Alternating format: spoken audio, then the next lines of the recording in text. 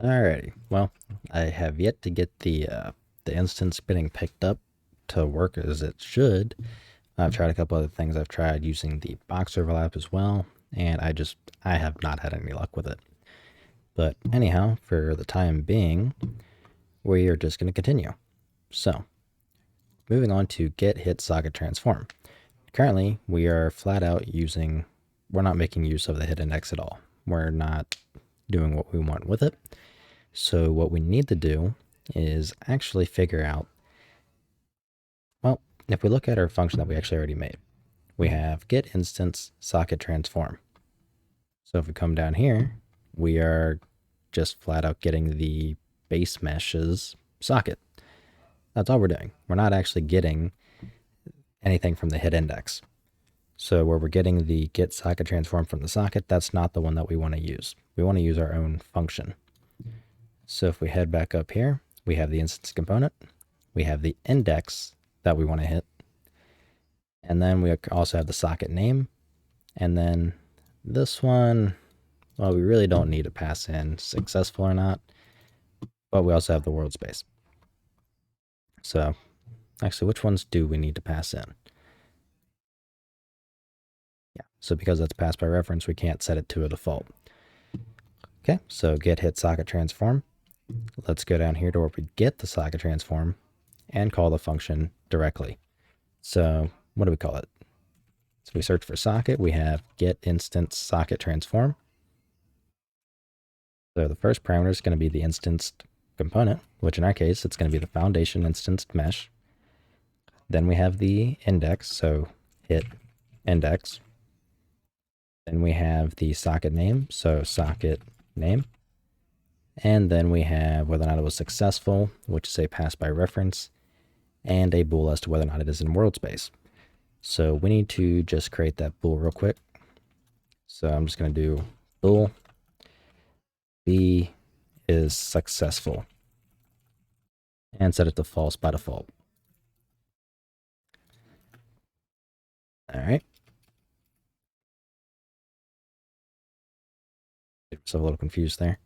Now we just have to pass in the other parameter, which is by default false. So world space is false. We want to pass in true because we were working in world space, not local. So now we can go ahead and perform our live coding and just see what happens. So let's go ahead and place it. And there we go. We're snapping. We're snapping. We're snapping.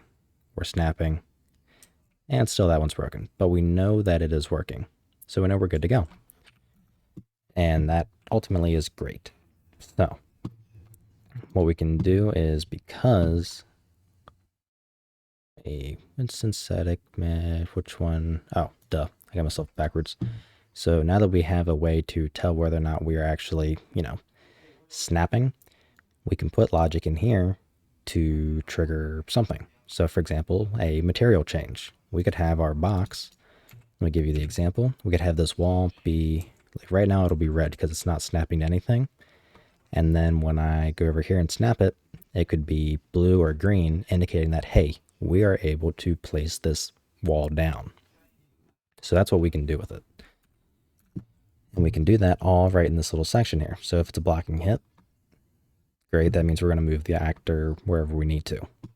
If it hits the building, that's when we can trigger it to be red.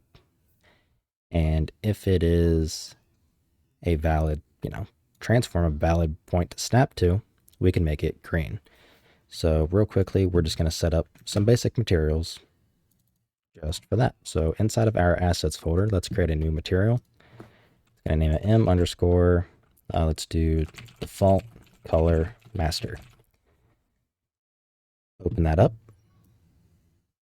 And we're going to go ahead and change some things around. So we want it to go from opaque to translucent because I want it to be see-through.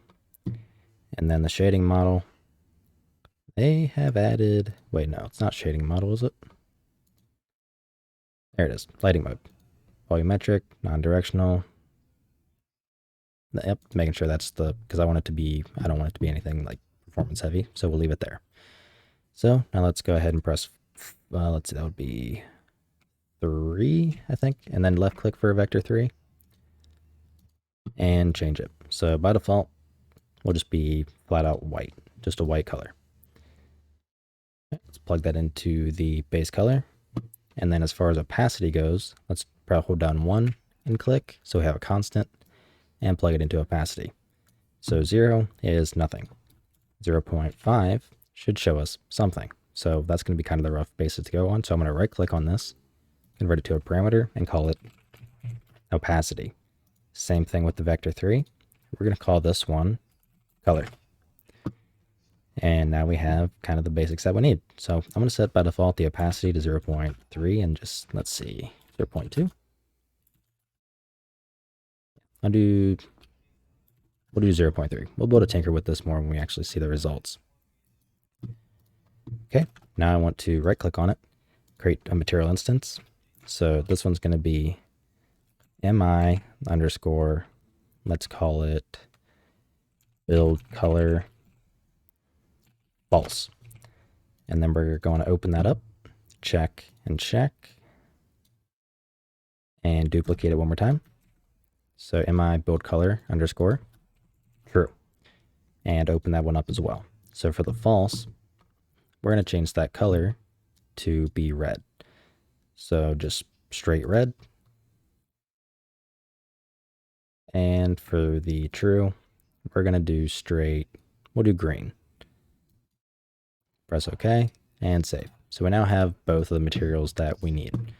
Now what we want to do is inside of our building visual class, we want to be able to have kind of a reference to these two materials, but instances, just so it can be easier for us to work with. But we're going to be setting that up in the next video. We just needed to get this set up and good to go.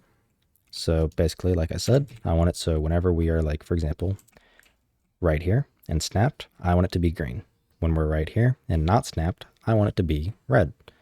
So green, red, green, red, green, red. Simple enough. Alrighty, that is going to be it for this video. If you like what I'm doing and you want to help support me, you can find a link to my Patreon down in the description below, where I have a team deathmatch series just for Patrons, as well as you get early access to nearly all of my videos, such as, well, this one. If you have any questions or anything like that, feel free to join my Discord that's also linked down below, and I'll try to help you out. So, I'll see you in the next video.